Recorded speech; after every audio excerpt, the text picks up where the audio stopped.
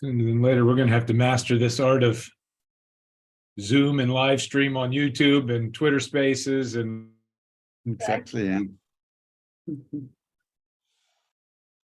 Yeah. That's nice. So it integrates directly from Zoom. That's great. And all that at one time. Hey, Amir, how you doing, bud? Yeah, a lot of work. Okay, I think we are live. Hi, everyone. Hello. Hello from Web3 Room Space. It's Maria, and today we have our 6th episode where we talk about Web3 projects and leaders in Web3 industries. And today I want to welcome very interesting project that calls Cyrator. It's an independent research community that rates and reviews crypto projects. And I want to welcome the team behind the Cyrator, like Mark, who is a co-founder and chief architect. Hi, Mark. Ambassador Hello. of the project, Daniel, and investor and advisor, Amir. Hello, guys. Thank you for being here. And I'm really excited to hear about the project, about the infrastructure and your personalized approach. But before we start, I really want to ask you one very important question that is very interesting for me. First of all, what is the story behind the Cyrator? Because for me, it's a very unique project, very transparent, very useful for, especially in Web3 industry, in decentralized world. And how did you guys actually met, and how did you decided to start working to work together? Because usually team is the key that makes really good projects. Well, great. Yeah, thank you very much, Maria, for having us here. Let me answer it's going to be a bit of a story. It started a while ago. So basically myself, Sally, my co-founder, AJ, our developer, is not here, but my co-founder and me, we've been working together since 2013, but in Web 2, not in Web 3. We founded an animation and development and social media company together. And with that, we had this really cool decentralized video animation production platform that we've built where people could collaboratively create animations together.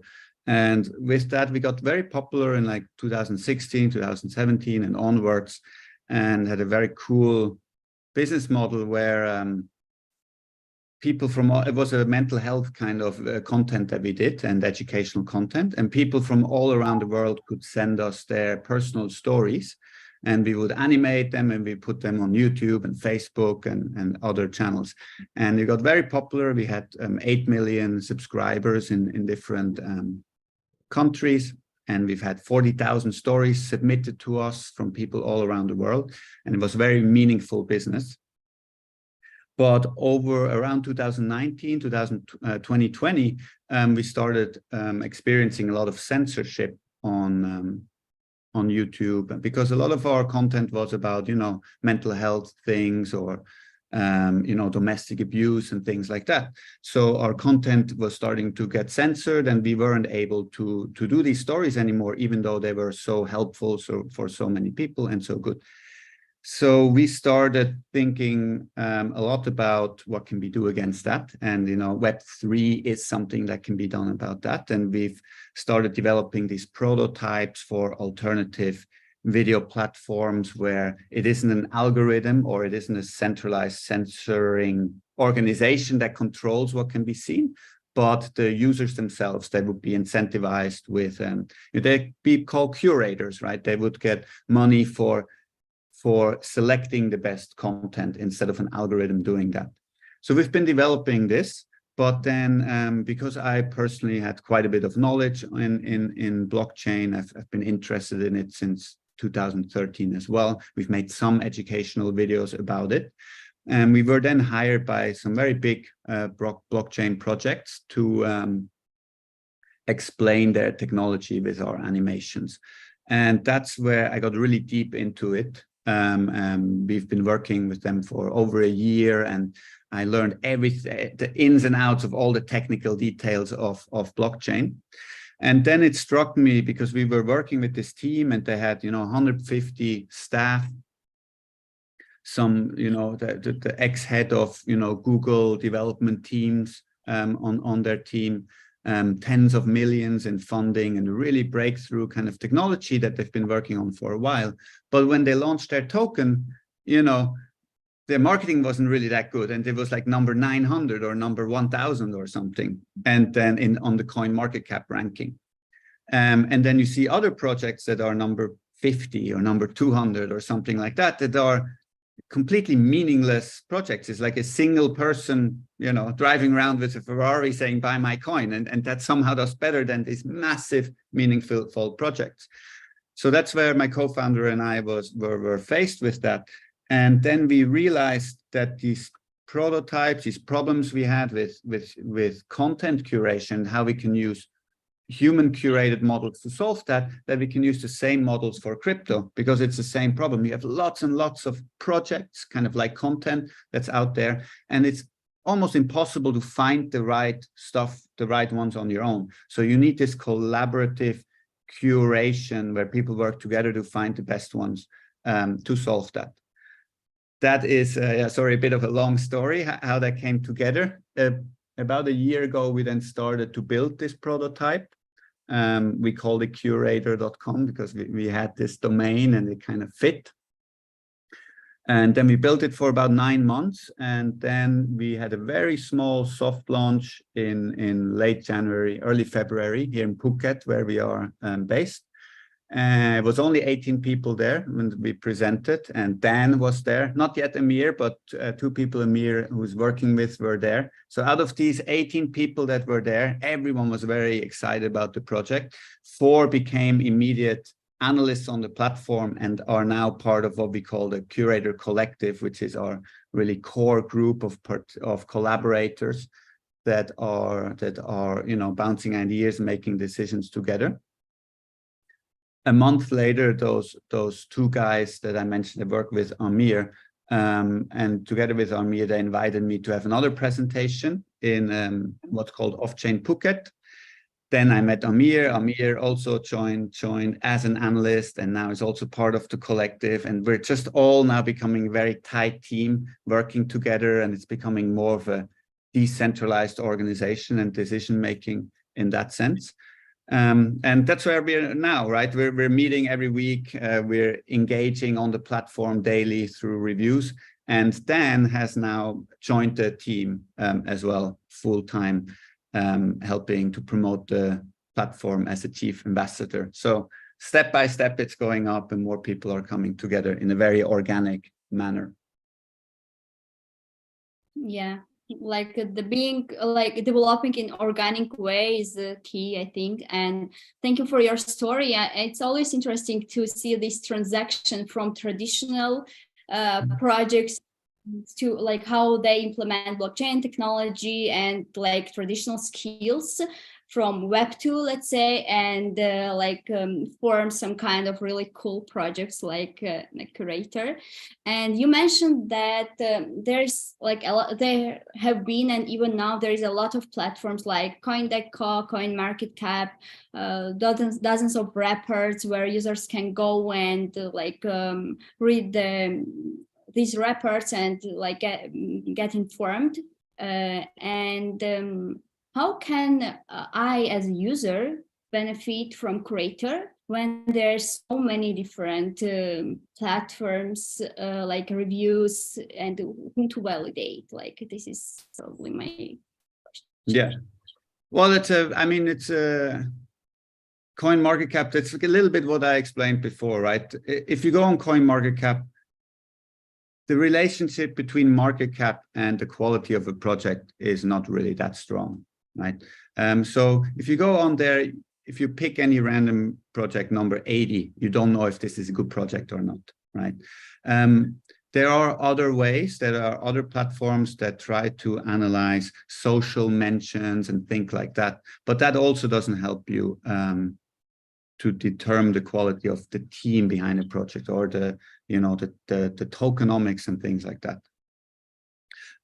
So our platform is different. Our ranking is based on the quality of the fundamentals. And it's something that there are other platforms that have tried this before, they're called ICO Bench and things like that. They have rated projects, but the problem was that they were centralized and they all ended up having corrupt ratings, right? So the projects are bought, they earned millions of dollars getting paid to adjust the ratings, right? And ultimately they all failed because of that. So our platform is different. You can go there and you can see the quality of a project, and you can be quite sure that the rating has not been bought, because we've developed a lot of protocols to ensure that.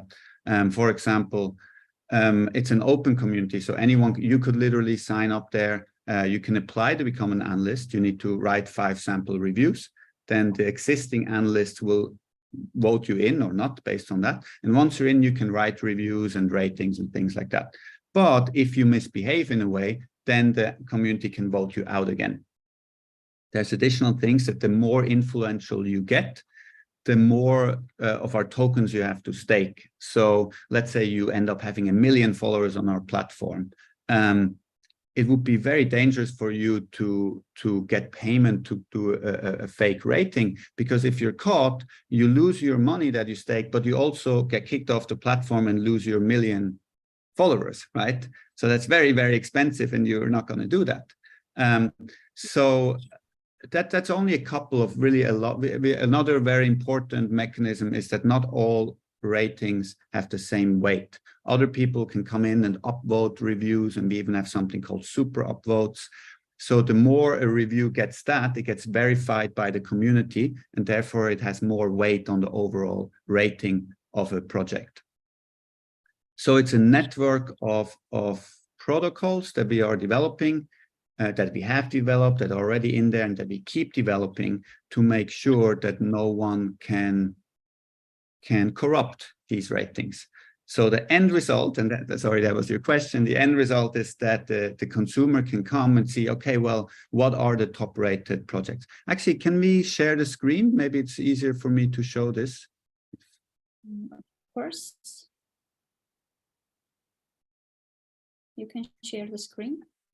Thank you. Let me do that here. Share. Okay.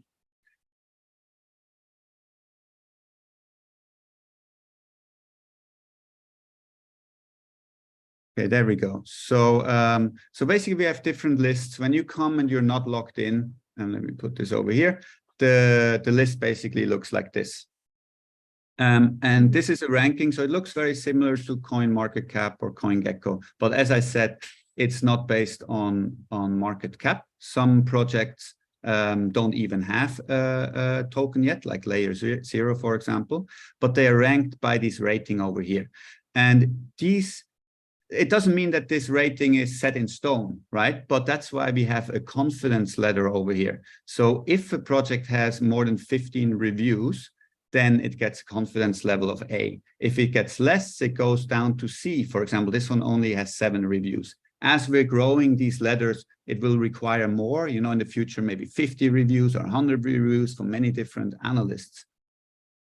So you can land here, and you get a very good understanding of how a project is rated and why it's rated like that. You can actually click here, and then you can see the breakdown of this rating, because our ratings are based on categories.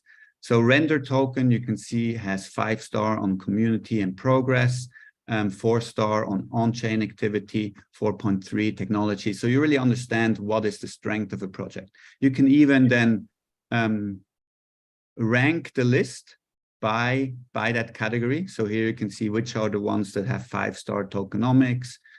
Here you can see which are the ones that have 5-star team and so forth. So yeah, I think that's a little bit what you get. Maybe on top of that, if you're interested in a project, you can then just click into it. You can see here the breakdown as well. And then you can see all the individual reviews that have made up this rating. As you can see, this one has 5 super upvotes. Super upvotes are very heavy upvotes that only other analysts can give, and they only get 7 per week, so they get handed out sparsely. You can look into the comments and people explain why they have super upvoted something. So it's just very, very transparent. You can then go in, read about these top reviews and understand the project much better, and get a full understanding of what a project is, why it has the rating it has, and why you can maybe trust it or maybe not, because maybe you'll see some project only have very few reviews, and then maybe you should wait a little bit until more reviews come in. But yeah, that is what people get from our platform. Yeah, actually, from user experience designer's perspective, I would like to say that the user journey is very well structured. Like the website works pretty cool, because I already signed in. I haven't applied for being an analyst yet, but maybe I will do it. And I really like that you made this structure, like segmentations of all the components, you know, because usually all the categories, there is no such a precise review of each category that you have, and like Cyrator has it, and that's great. And yeah, you mentioned that you have probably, as I know, you have more than 500 projects that are already have been rated, right? Yes. And my question is, do you notify like the projects about the ratings, or like maybe there's any cases where projects maybe don't agree with you and you discuss with the projects the details or something like this? Yes, so we don't do that ourselves, but some of our analysts and sometimes, you know, analysts are fans of the project as well. They bring them in and then everyone reviews, and then they went to tell the project. And we have many cases where the founders and the CEOs come in and they answer questions of our analysts. And it's very interesting because sometimes they bring additional information that we didn't know before, and then our analysts can adjust their rating based on the new information.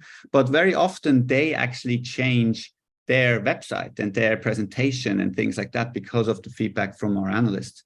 We had one example, Bricken, which is a security token platform. And the founder contacted me because he actually got quite angry. He was like, you guys, you know, didn't do enough research, like your reviews are wrong. And he suggested an AMA, and we had an AMA together with him, and it started off quite fiery. But he realized very quickly that our analysts are very knowledgeable in crypto. They didn't just come and say, blah, blah, blah, you know, something like that. They knew a lot what they were talking about, that there was actually some serious concerns on their website and how things were presented. And we ended up on a very positive note where we as analysts learned a lot more from the project. He actually went back to his marketing team and they changed the wording, which was quite misleading to some degree. So it was very, very positive experience. And now we're having it really a lot, because we started off with our reviews mostly on all the high cap or live tokens, but now we're kind of shifting a little bit more to the pre-sale and startup kind of space. And here the founders really get a lot of benefit from getting this feedback from us and from engaging with us. And we're now actually developing this into a product. This is a little bit, you know, this is all, we're a very lean startup, so we develop everything as we go, but we're capitalizing on this, that we're saying, you know what, new startups that find it difficult to get feedback or getting traction in the market already, they can come to us for a paid product. They can say, you know what, we put some money to incentivize our analysts to come and give them that early feedback and work together to improve their marketing, because that's usually the problem, is that it's really, really hard to find the right information as an analyst. So you need to spend days and days and days to research it. And because no one has the time to do that, you know, we don't understand it or we give a bad rating. But if you get all the right information that you need, some projects are actually really good. It usually tends to be the ones that have really strong fundamentals, that their marketing is bad because they're tech guys that are only focusing on the fundamentals. And then you have the ones that are only focusing on the marketing. They have great marketing, but then there's not a lot, fundamentals to back it up.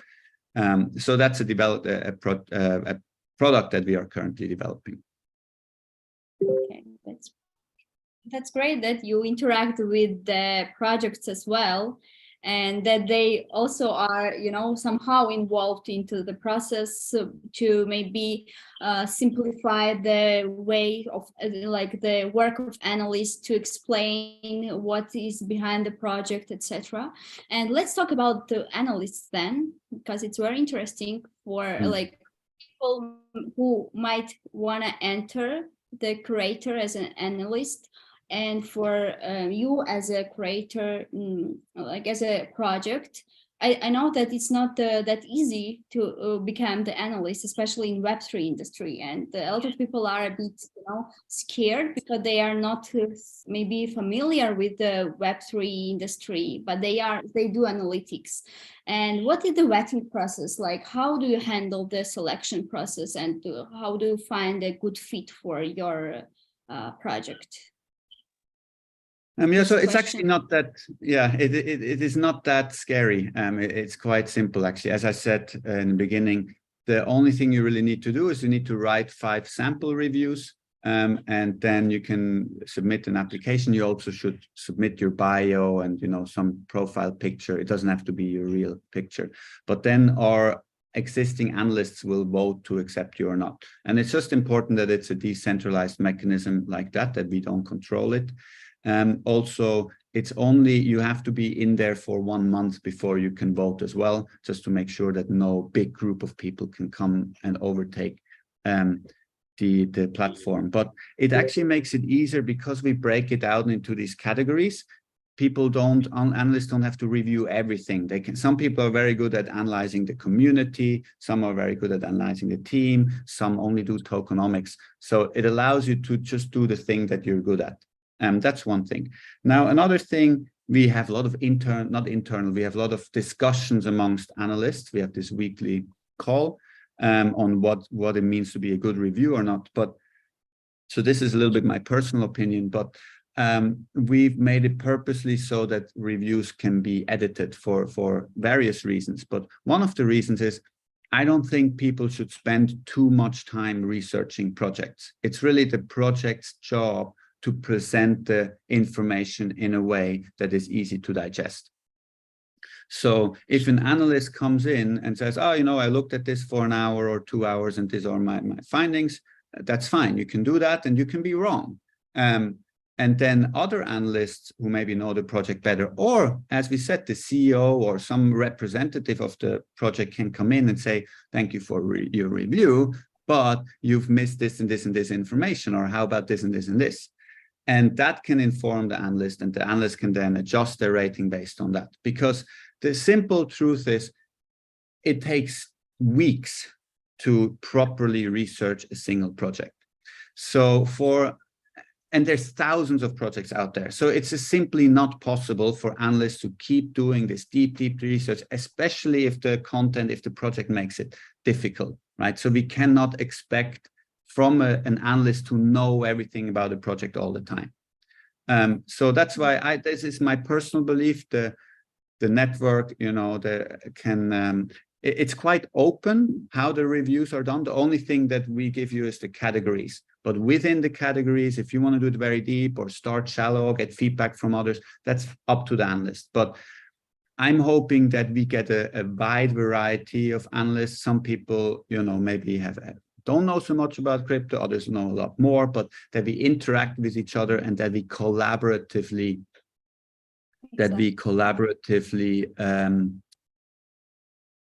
work on these reviews, understanding the market, work on these reviews and make them better over time.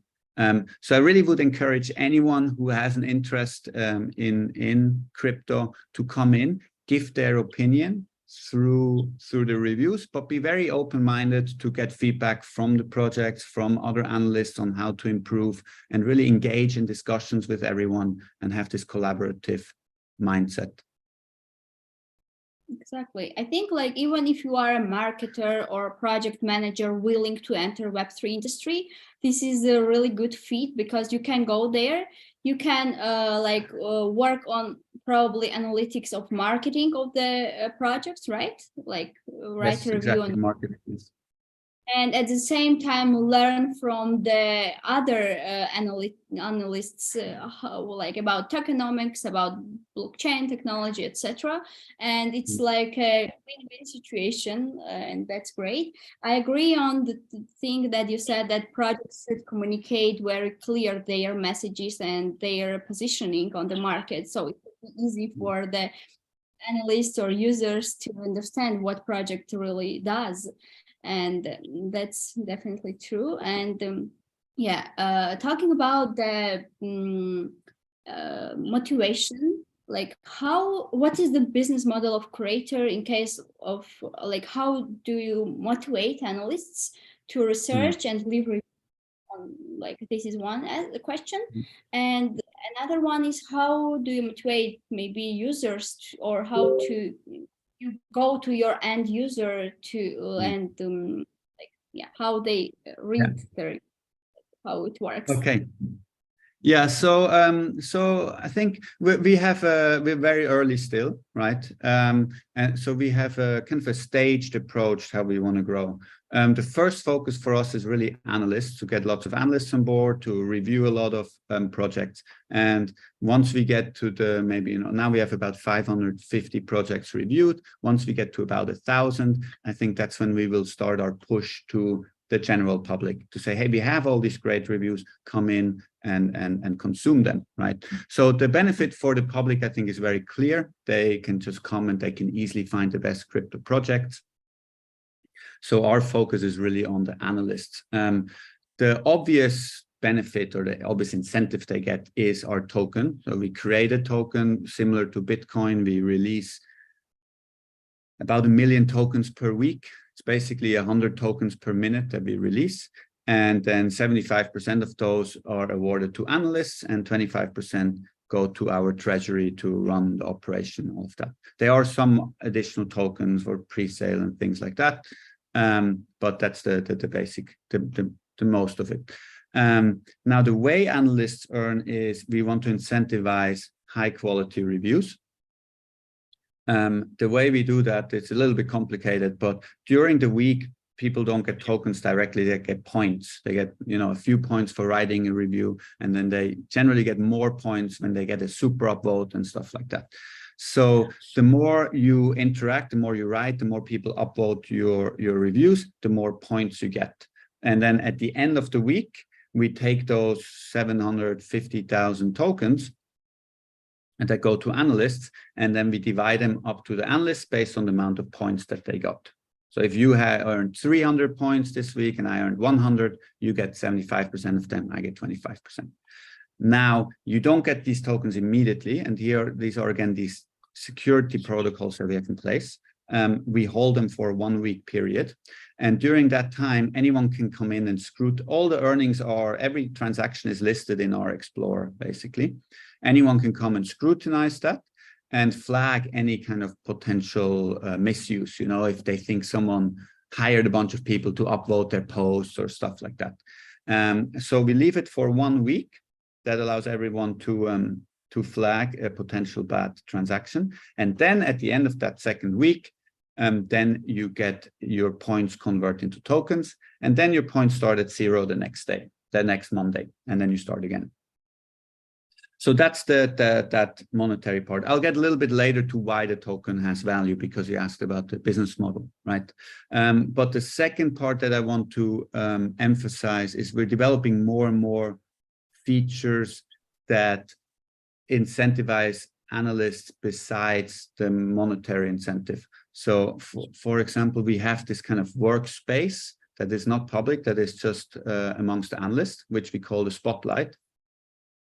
Every analyst can submit 1 project a week into the spotlight. And then we have a process how that gets reviewed. First, we do an initial assessment with what we call micro reviews, and if it reaches a certain score, it goes into the in-depth assessment. And the analysts it's really only analysts that have access to that. And by being able to be in that group, it's a really great way of finding lots of great new projects. I mean, I personally this is the only way I find new projects, is because I hear other analysts bring it in. And because of the structure that we have, every analyst just brings the one project that they really, really like that week into there. So I think it's just a very good benefit to be in there, to find great projects. If you really like a project, instead of, buying tokens immediately, put it in there first, see what other analysts have to say. And that gives you a lot of valuable input as well. So on top of that, we also have an analyst-only group on Telegram, where the analysts, just get to chat with each other and inform each other. So I think that's also a very valuable group to be part of.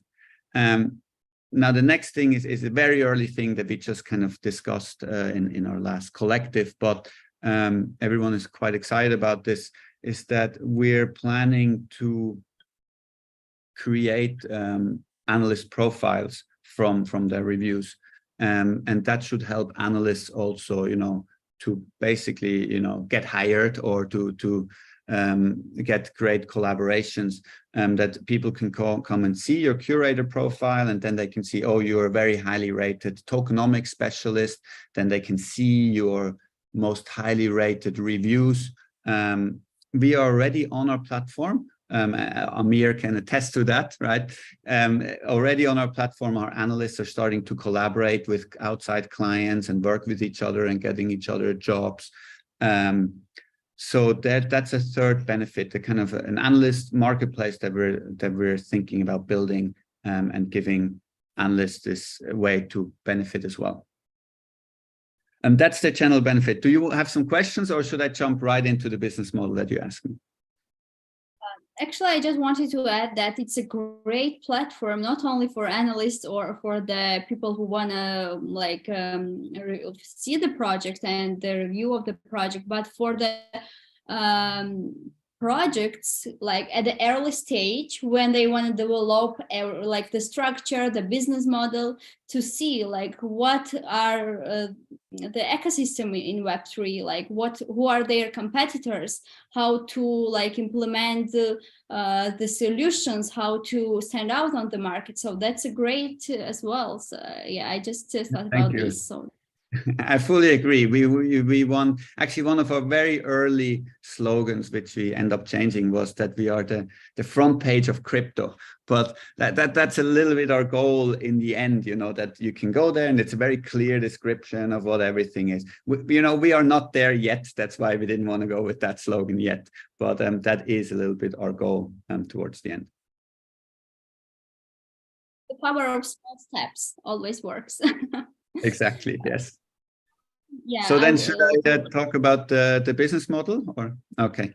So yes. So basically the fundamental idea is that sorry, am I still here? You're Okay, good. Yeah. So the fundamental idea is that analysts get rewarded with tokens. They provide the value with the reviews. Through the reviews, we attract users, and then we can monetize the users with ads and with lots of other products. So ads is one, API integrations is another, where our API can be used. For example, CoinMarketCap could include our ratings over there. Even the projects can sync their ratings. We are thinking about the decentralized launchpad as well. But what is one product that I hinted here a little bit is the private reviews, and that's where projects can come and pay to get these, when they don't have the clout yet, that the reviews come in naturally because they're so big and popular that people review them. They can pay something to incentivize analysts to come and give these reviews and give early feedback to the projects. That is something we're getting now already. We've already made our first sales, and we're getting a lot of interest for that now. So that looks like it's going to be the biggest, earliest source of revenues. We have something also called an early token platform, and we also want to have the claimed project listing. So projects can pay a monthly fee for their listing, which gives them added power to engage with analysts and analytics and stuff like that. So there's going to be multiple ways we generate revenue, and we're starting some of them already. And this revenue is 100% kept in the network. For now, the goal, these levels are changing a little bit, but for now we're saying that 20% will be used to buy back tokens from the market and burn. 35% is used to buy back and go into a staking pool. And the staking I'll explain in a little bit. It's very important for the platform. 30% goes into the treasury to, again, pay for the operation. And 15% goes into a, what we call a war chest to protect the token value. The reason I say these numbers change is that the DAO actually, we're not a full DAO yet, but we're phasing in a DAO, and these decisions will ultimately rest with the DAO to change, to optimize for the platform's growth. If, for example, we see, you know what, we need more staking rewards, but less burning, then the DAO can decide that. So these are the numbers as they are now. The staking is very important because the way to receive staking rewards is that we have something called I already said that analysts, the more followers they get, the more tokens they have to stake as a security. But by doing that, they, of course, also receive staking rewards. And it can also be regular users that provide that stake for analysts. And so the staking rewards you get if you provide that stake are proportional to the analyst's earnings, meaning if you support an analyst that does really well, you earn more from the rewards. Now, in addition to that, to make sure that not everyone stakes towards the most popular analyst, the rewards decrease with every additional person that supports the same analyst. So that is a form of human curation, meaning that stakers have to go and find new upcoming talent on the platform and support them with staking. That's how they can earn the most. So that's a way we don't need to use algorithms, but we can use human curation to do that. The other side that will also be drawing from the staking rewards is what we call the curator role. And those guys have to stake some cure, let's say a few 100,000 cure. And the more they stake, the more of these super upvotes that they get. Let's say they stake 100,000 cure, then they get 7 super upvotes per week. And if they give a super upvote on a post, on a review, they will earn a percentage of the staking rewards, depending on how many upvotes from the general public the review gets after their super upvote. Now, there's a few important factors here. On the one hand, this is, again, a human curation instead of an algorithm. So people can make money by finding great content. When you super upvote, these curators also have to give a comment of why they've super upvoted something. So it's a way for us to also make sure that the analysts get good feedback. So the curator is almost also a professional feedback giver on the platform that helps analysts to become better. That's the second thing. And the third thing that's important is a super upvote you're supposed to give only if you've verified the data of a review. So you don't just say, I like this. You have to go and actually check the data and make sure that this is correct, what's in there. So we can ensure that the more something is super upvoted, the more sure you can be that the data in there is correct. And the thing about super upvotes is that it's easy for us to scrutinize. If you pay 100,000 cure to get 7 super upvotes per week, it's easy for the general public, for bounty hunters to come in and just scrutinize only those 7 reviews. And if you can go and see, hey, wait a minute, you super upvoted something that is factually incorrect, then this curator can be penalized for that. So that's why this whole staking mechanism is very important for the platform to provide the kind of security to make sure that the ratings are factually correct and that they are not corrupted and that the general users can depend on them. Okay. That's the staking. Sorry, there was one more thing. There is also the, as I mentioned, there's the war chest. And that's something, again, it's very important for us that the analysts benefit and that the token is valuable for them. So what the war chest does is basically a bot that makes sure that whenever the token jumps up very fast, we will sell some tokens to get cash in that goes into the war chest. But if the token falls too fast, we can actually go and buy back those tokens. And if it goes too low, that war chest offers a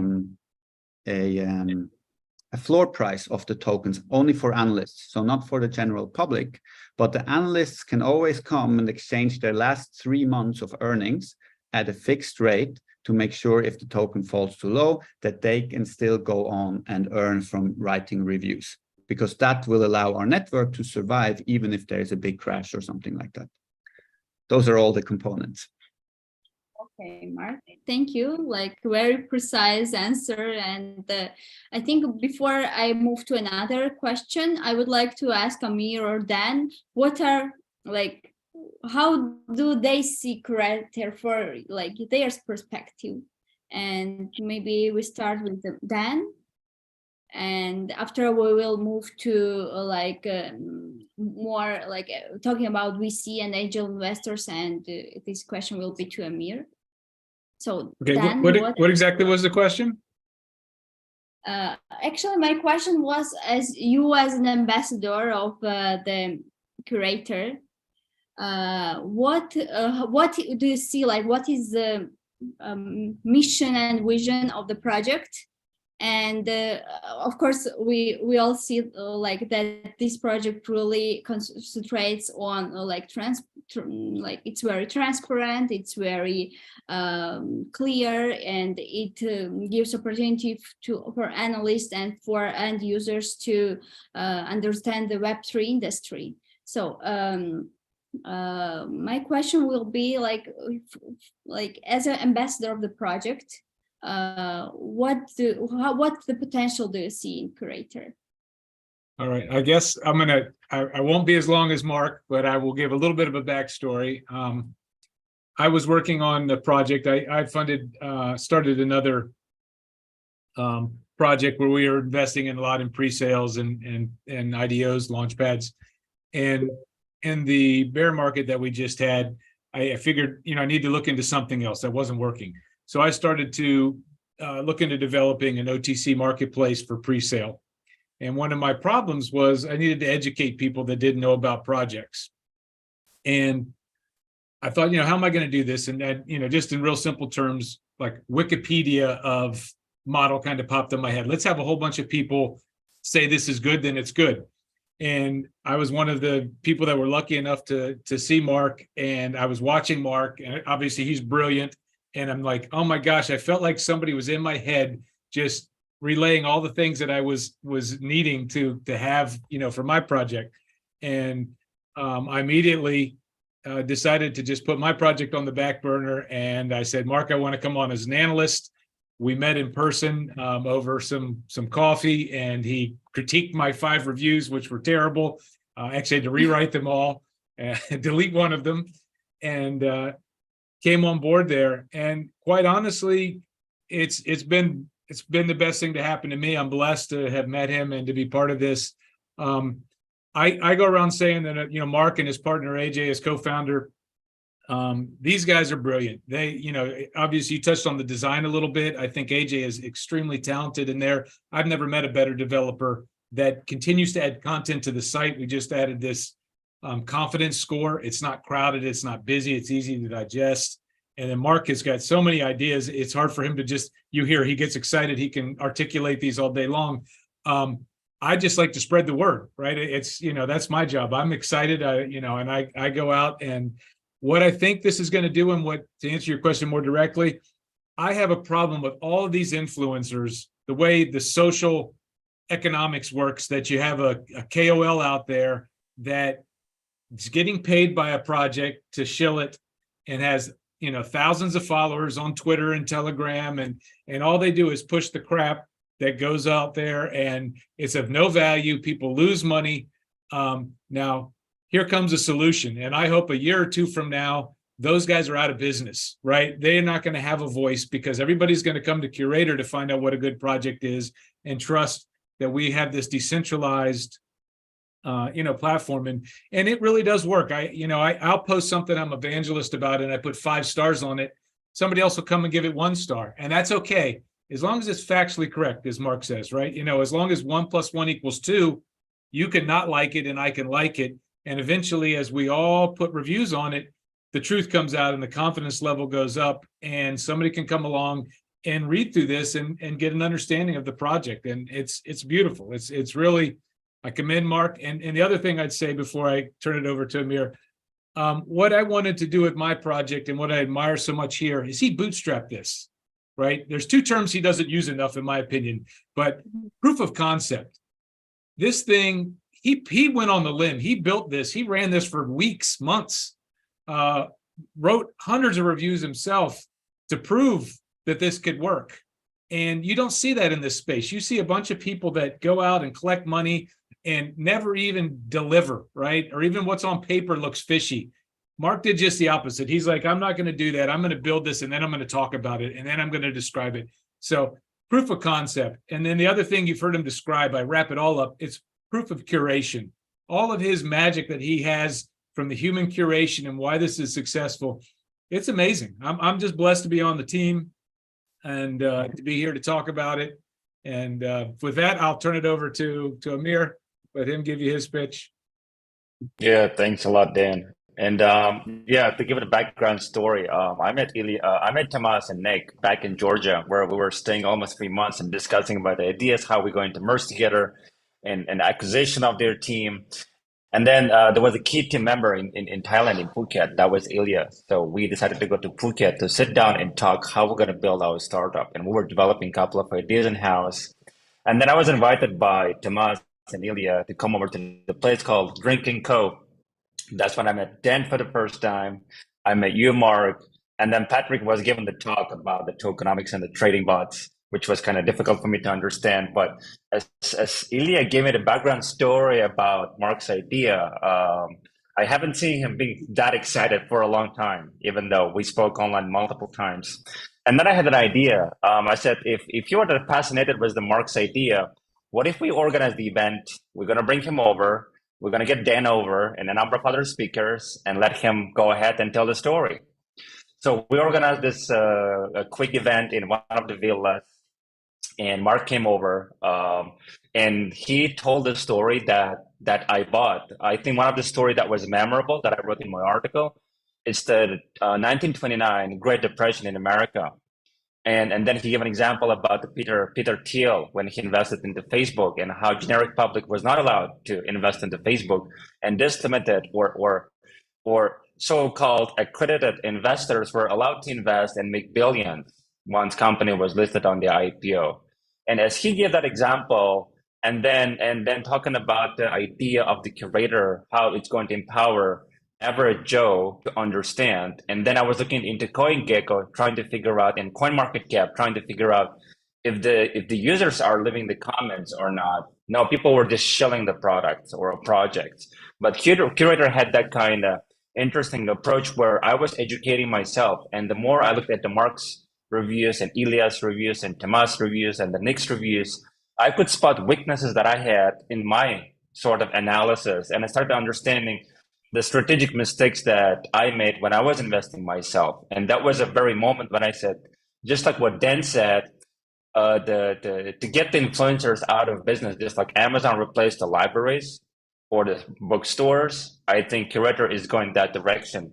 Not only we made that sort of a symbolic investment, but we are very looking forward to and trying hard to increase our contributions, both financially and community-wise. But I became full-time analyst myself, as Mark suggested.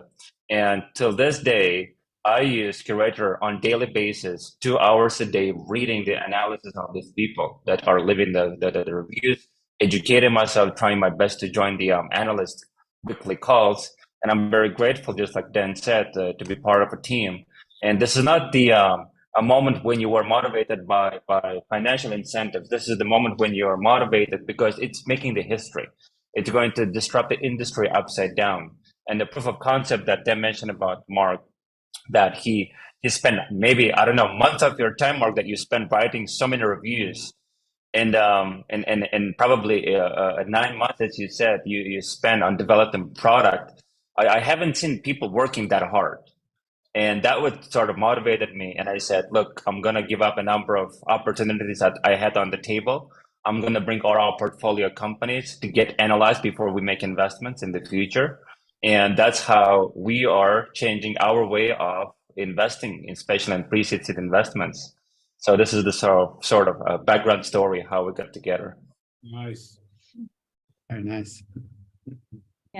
Always very inspiring to hear such stories, and I always say that behind a successful project there is a really good team that cares about the product, and without that it's impossible to achieve something and to think about the user first. And Amir, my question will be to you as an investor.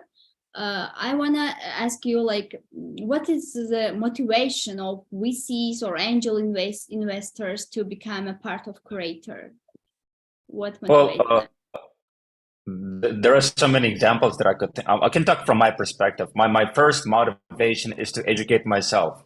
Out of 10 small investments that I made as an angel investor, like 8 of them were total failure. And one of my challenges was lack of understanding of tokenomics. And that's what I met Patrick. The more I read the blog that he wrote, the more I started understanding about the aspects of tokenomics that are not visible to untrained eye. And then we started working very closely with Patrick, where he started sort of explaining me about the pros and cons of tokenomics in different projects. And in fact, requested Patrick to join and start consulting one of our projects that will be on an AMA with a curator very shortly. And that's where I could understand the value that this is something hard to learn by reading, but you need an expert opinion. So that's the first thing, that you have access to expertise. 2 is the collective intelligence. It's not the AI powered or bot powered, but as Mark was saying earlier, it's a human to human interaction. You can ask questions, you can get an idea, and you can make informed decisions. And the third, there are expensive companies that are providing reports. Like Masari is quite expensive report, and you could outsource it to them to conduct the due diligence on the project that you want to make an investment on, for example. We met several other analysts that were charging us a lot. And we thought Cyrator would make a lot more cost-effective sense for us to sit down and work with them, for example. This had a sort of 3 examples purely from my experience. But obviously, Mark, you have been talking and working with scores of other interested VCs and investors, and probably you have additional ideas to add on. And maybe, Dan, you also had the several groups that we have been discussing in terms of the launch pads and what you think. I will be sort of curious myself as well. Okay, yeah, sure. I can. So we have had several VCs and launchpads come to us, and it all started with some of them. We've reviewed, the launchpad itself for the VC themselves, and then they came in and they started to get that value for themselves, and then they came and said, hey, can you do that for all these projects that come to us, right? Can I run? Doesn't always mean they don't want to do their own due diligence. Often they want to have their own due diligence, but they also want our independent opinion of these projects. So that was the first thing. But now we've developed this. We are in the midst of developing this product where we say, you know what? If all these VCs and launchpads, they all send their projects through us, right? And we can work we have this private review thing, right? Where the projects can pay something and we can do the reviews in private with them. Gives them the comfort to be able to get the kind of frank reviews, right? Which might not be so good in the beginning, and then they can work together with them to give them the correct information. And then we want to get a rating and review that accurately reflects the fundamentals that they actually have, not their good or bad marketing, right? We want to find out all the details about the project and then rate it accordingly. But we figured that the more confidence we have, the more people we have in there, we can actually end up giving the process a certification of that review that we have done. We can say, well, 10, 15, 20 analysts have gone through, we've checked all these basic tenets. For example, the team doesn't have anyone involved who was previously involved in a rug pull, for example. If that checks out, and if your tokenomics checks out that there's no centralizing factor, and if your legal setup is how do you call that? If your legal setup is compliant, right? If all these things check out, we can actually end up giving you a certification that your project has all these basic requirements for success that sadly most projects don't have, right? And if we can give that certification to the project, our vision is that on the one hand, of course, the general users start to recognize that certification, and when they see it, they can know that, depend on these basic tenets. But on the other hand, that also VCs and launchpads and incubators and even promoters, even influencers can start to be connected, where we say, if a project is certified and has these basic fundamentals, then it immediately gets access to everything that it needs to actually be successful. This is a product we are currently developing that we've seen out of the interest that we've got from the projects, from the launchpad, from the industry, right? That we can do this together. So we are hoping to build almost like, I don't know what you call it, it's not really an association, but just a group of projects and partners that all believe that we need to change the industry from hype to fundamentals, to identify projects that have strong fundamentals and then support them with what the industry can to support them.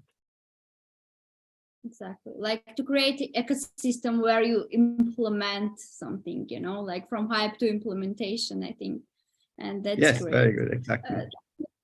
Very insightful, answers. And now I want to move to maybe somehow topic related to my community as well. And let's talk about women in creator and their involvement. What can creator offer to help women to join your platform and learn from experienced vetted analysts, and how do you nourish them and help them to grow? Then maybe you can answer what do you think can motivate or give this let's say sense of how to explain that, Encouragement. Yeah, exactly. Yeah. Dan, I think she asked you. Oh, did she? Yeah. I missed that, sorry. I guess that's one of the roles that as ambassador that I was taking on initially with Mark, was trying to bring on board our analysts. And so I would say we have a pretty good program ironed out right now, where if you come on, we've consolidated the information that are the most common questions. We've got an FAQ built. We've got a nice funnel built. But more than that, you will get a complete mentoring from Mark or from myself. We will do one-on-one calls. As you're writing reviews, we'll actually help you with your review. And one thing we didn't talk about here that makes it real easy is we have a thing called a micro review. So instead of having to talk about tokenomics or this or that, a micro review is kind of like our version of a tweet. It's only 1,200 characters and it's very short and it's meant to be concise. So you just need to write 5 micro reviews, and we'll be there to guide you through that with as many calls as you need. There'll be a one-on-one Telegram group that we can set up with Mark or myself or both of us to help anybody. And then once you're on board, you're going to find that it's a great family. The analysts we have, there really is this family mentality. We have our analyst only group. As soon as somebody shows up, we're like, hey, go out and vote. You'll get feedback right away from everybody. It's private until, at that point with your feedback. So I can't think of a friendlier platform to onboard with than us. And, to talk right to the founder and CEO and get feedback. I mean, it was invaluable for me. He changed my writing style, and I'd say we all get better. That's one thing that it's too, no matter how you start, I don't care who you are. you get better because of this feedback and you know, this loop that we have of nurturing and mentoring. So yeah. And we have several women in there, because you asked about Yeah, we that do. We too. do actually have a lot of some of our better analysts are women. Absolutely. As a matter of fact. I would say, yeah. Wow, okay. But So, I also want to add to that. I mean, we are so happy as a community with every new analyst that we add. You know, it is quite a process, and I realized that it's not something. In the beginning, we thought we can just go out there on, you know, Discord or whatever and tell some people, hey, come join analyst and we'll get people. But that was not the case. And the more I have these one-on-one discussions with people, I realize how important everyone takes this, how serious everyone takes this. It does. These analysts are not like, oh, you know, a little Yelp review or something like that, right? They, when I say the term decentralized crypto ratings platform, everyone understands immediately how important it is that the ratings cannot be corrupted. So almost every analyst I have coming, they always ask about that, and they want to deeply understand all these mechanisms that I explained here already, right? And then they ask intensely about, well, how to write reviews. They read the example reviews that we give, and then we have these 30 minutes, sometimes stand up 1 hour calls with each other and answer all kinds of different questions. And what that means is, in the end, once a person gets approved and comes in, it's like another gem added to our 42 that we have in here now. It's one gem added after another, and it's a whole community effort. And when they come into the community, everyone is so happy that there's a new person here to discuss these projects with,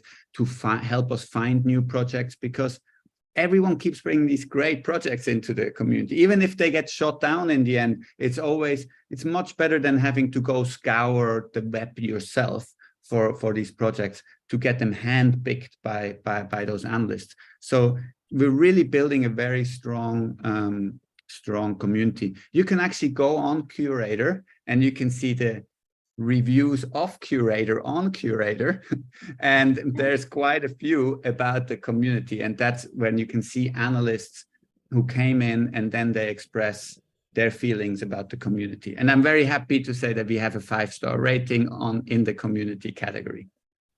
wow, that's great. I would like to add one thing here, if we still have time.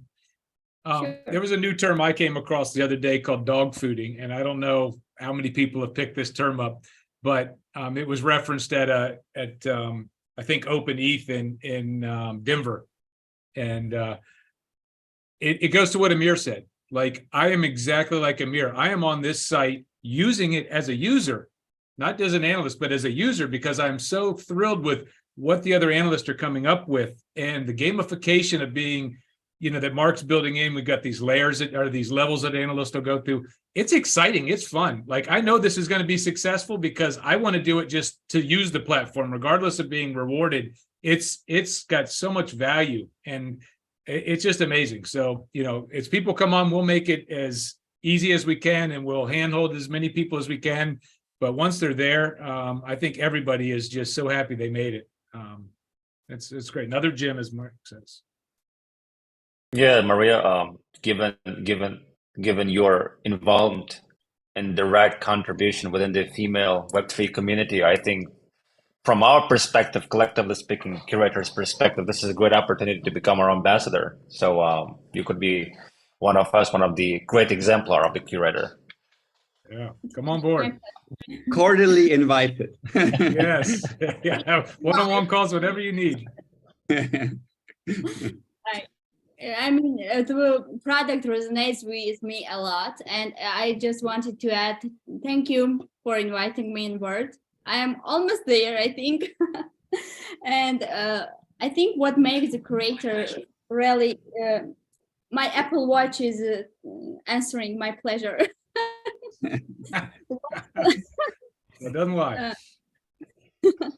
Like this personalized approach, what I see within the team, within, like, between you and analysts, this face-to-face talk to the analysts, like, exactly this builds, I think, like, this approach is the key factor of your of success of Curator, and this trustworthiness, you know, this transparency, and like people are really encouraged to be there because of the quality of the community. You know, there is no some random analysts or people who will just leave one review and leave. But as I see, there is a people who really do care and who really do want to change the ecosystem of Web3 project and blockchain technology and make this adaptation like very quickly. And that's great. Thank you. And the one last question I want to ask, like share, like in a nutshell, just share what are some of the other indirect benefits of being an analyst. This is for people who might want to like join the Cyrator, but they still have some doubts, you know, and maybe you can just list the benefits, what they can get beside the benefits you already have mentioned. Yeah. I can take it unless you want to, Mark. Go ahead, Dan, please. All right. First off, I wanted to kind of bridge both your last comment too. Right now is a great time to come on. It's still early, right? We'll consider any analyst now as still like an OG analyst. And I don't think when we have 200 analysts, 400 analysts that we'll have the time to do all the hand-holding. We'll have somebody in our program that will do that, but you're not going to get the one-on-one time with Mark. Like to sit down with Mark right now is like the best offer I could make to your audience. That's not going to go on much longer. Mark is busy. He needs to work on 1,000 other things. So that said, the advantages I think that are there that are real tangible is being able to interact with the project. So he said, you bring a project on you like, okay? If you're just the average retail investor, you're not going to get the opportunity to participate in an AMA with that project, right? And to ask the questions necessarily. And a lot of times in our marketing efforts, we'll put out something about that project and you will get tagged and the project actually recognizes you. I have people that are following me, and I'm not a very big Twitter, person, but I have people that are following me, some projects that I admire, and some of the key people in those projects like what I said about them, and they're following me. So there's a lot of intangible benefits that you get for being in the program, as well as just, reiterating what Amir said. It's amazing to be in this family. It's amazing to have the insight, the spotlight. Every day something's posted I never heard about, and I'm all over the crypto space. So it's like, oh my gosh, what an awesome project. You go dive in. I even joked in the beginning, I'm running out of money to invest in all these little projects because there's so many that I want to invest in. So they're just, it's so valuable. It is so valuable to be in the family. Yeah, and it's very like Ashley mentioned, it's right time to enter at like more or less early stage when the team is not that big, so you can get this personalized, connections and like network to grow your like quality network. That's great. And yeah, thank you. Like I think you answered very precisely to all my questions. I have more now. Like the more the more you you want to ask. And yeah, I mean, I will spread the word in my community. I'm sure the community will be interested, and it's a great opportunity. Actually, I will become an analyst myself for sure. We're gonna hold you to it. Will join the team for sure. Thank you one more time, Mark, Amir, Dan, for your time first of all, and for sharing like so many insightful information about Cyrator. Thank you. Yeah, thank you for having us. Thank you so much for having us. Very nice call. In touch. Thank you. Bye. Bye. Bye.